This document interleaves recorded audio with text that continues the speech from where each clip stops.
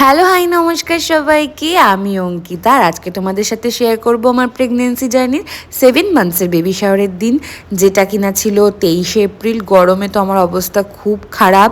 আর এই দেখো, আগের দিন যে মেহেন্দিটা করেছিলাম বেশিক্ষণ রাখিনি, তাই সেটা কেমন এসছে কালার। সবার আগে যে কাজটা আমি সকালে উঠে করে নিয়েছিলাম সেটা হচ্ছে আমার ঘরটা আমি একটু গুছিয়ে নিয়েছি।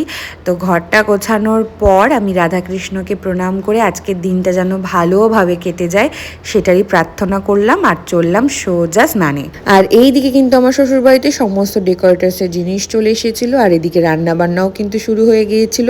দুটো স্টলও দেওয়া হয়েছিল, একটা আইসক্রিমের আর একটা আমপানার, সেগুলোও কিন্তু প্রিপারেশন শুরু হয়ে গেছিল। আমার অনুষ্ঠানটা হয়েছিল আমার শ্বশুরবাড়ির ছাদে, আর এদিকে কিন্তু ভাইরা আমার ব্যাকড্রপটা ডেকোরেশনের জন্য চলে এসেছিল। প্যান্ডেলও কমপ্লিট। প্রতিটা মেয়ের জীবনে হয়তো এই স্বাদের দিনটা অনেক গুরুত্বপূর্ণ হয়, আর আমি 7 মাস অবধি তো ভালোই চাঙ্গা ছিলাম।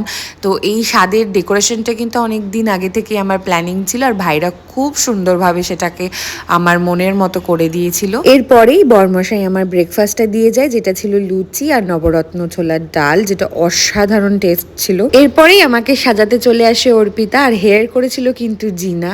ওরা দুজনেই কিন্তু খুব মিষ্টি মেয়ে, ওরা কিন্তু অনেক ধৈর্য নিয়ে সময় নিয়ে আমার কাজটা করেছিল, যেহেতু আমি বেশিক্ষণ এক জায়গায় বসতে পারছিলাম না। তো ফলাফলটা তোমরা দেখো কেমন হয়েছিল। তো এই হলো আমার ফাইনাল লুকটা, যেটা আমি চেয়েছিলাম, একদম সিম্পল অ্যান্ড সাটল। খুব সুন্দর হয়েছে আমার মনের মতো। Thank you so much Arpita এত সুন্দর মেকআপ করে দেওয়ার জন্য, আর thank you so much Jina আমার চুলটা এত মনের মতো করে দেওয়ার জন্য। আমার তো ভীষণ পছন্দ লেগেছিল। তোমাদের কেমন লাগছিল অবশ্যই কিন্তু আমায় কমেন্ট করে জানিও। এরপরে শ্বশুরবাড়ি গিয়েই আগে স্টল থেকে আমপানার শরবতটা খেয়ে নিলাম। এরপরে সমস্ত সুন্দরী মাসিরা মামি সবাই সেজে গুজে একজন একজন করে প্রবেশ করছেন। দেখে নাও আমার মামিকে। হ্যালো গাইস, সবাই কিন্তু রেডি হয়ে এবার চলে এসছে। আর এদিকে কিন্তু কণিকা আন্টির সাথে আমি একদম কোইন্সিডেন্টালি ম্যাচিং হয়ে গেছি। এদিকে কিন্তু রোহন মামাও চলে এসছে আমাদের। এরপরে ঈশারানী দায়িত্ব নিয়ে প্রতিবারের ন্যায় এবারও আমাকে সুন্দর করে আলতাটা পরিয়ে দিল। আমার বাড়ি থেকে অনেক তত্ত্ব নিয়ে কিন্তু বাবা মা দাদা হাজির।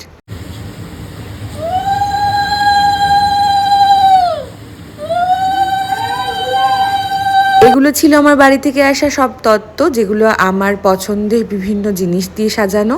আর এই দুটো তত্ত্ব দিয়েছিল মানি আর মণি। এবারে কিন্তু আমার শ্বশুরবাড়ির নিয়ম অনুযায়ী আমার শাশুড়ি মা গলায় তুলসীর মালা ধাগা এসব আমায় পরিয়ে দিয়েছিলেন। তোমাদেরও কি এরকম নিয়ম আছে অবশ্যই কমেন্ট করে জানিও। এবারে কিন্তু চলে এলো আমার বান্ধবী নতুন বউ দিশা রানী, আর কিন্তু এসেছে আমার বান্ধবী জুথিকা উইথ আরশি সোনা। এবারে আমার সাতভক্ষণের সময় চলে এলো, তাই সোজা চলে গেলাম আমার ডেকোরেশনের জায়গায়। এবার সব বড়রা আমায় পরপর আশীর্বাদ করে নেবে, আর তারপরেই আমি খাওয়া শুরু করব। এরপরে অনেক অনেক নিয়ম কানুন আরও এক্সাইটিং ভিডিও রয়েছে সেই দিনের, যেগুলো এরপর আমি আস্তে আস্তে ছাড়বো। তো সবাই সাথে থেকো, পাশে থেকো। আজকের জন্য এই পর্যন্তই, দেখা হচ্ছে পরবর্তী ভিডিওতে। তারা